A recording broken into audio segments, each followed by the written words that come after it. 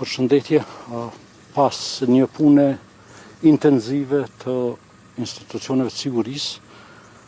të prokurorisë speciale, të IML-s, por edhe bashkëpunimit me qytetarë, kemi zbulimin e një varreze masive me mbetje të shtetasve të qytetarëve tonë. Puna intenzive po vazhdon në disa drejtime, në aspektin hetimor,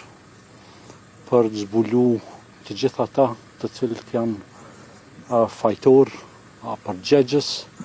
për këto krime, në aspektin shkencor,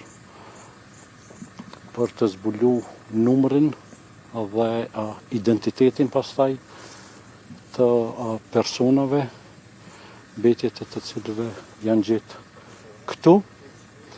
dhe drejt një organizimi edhe më të mirë, në mënyrë që askush nga përgjegjësit të mos ketë rrezik të mos vihet para përgjegjësisë, por edhe që zbulimi i rasteve të këtilla të vazhdoj. Policia e Kosovës, më konkretisht drejtoria për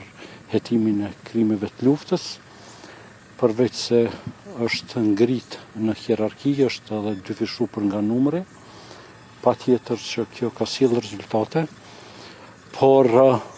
lirisht mund të themi se puna e secilëve nuk do të ndalet, nuk do të jemi të qetë e të kënaqur deri në zbulimin e të zhdukurit të fundit, të pagjeturit të fundit, dhe deri në ndëshkimin e secilit fajtor. Tashmë dihet që shteti i Serbisë, ai që ka qenë atëherë, është i njëjtë me shtetin apo udhëheqjen politike të Serbisë tash. Ata jo vetëm se bashkëpunojnë për të zbulu fatin e të pagjeturve, po për më keq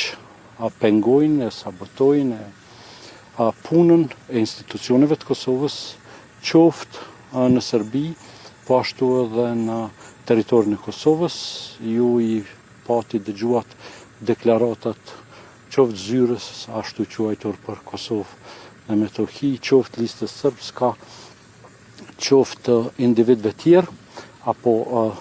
zyrtarëve tjerë, të cilët në vend se të shprehin keqardhje dhe gatishmëri për bashkëpunim, ata vazhdojnë me arrogancë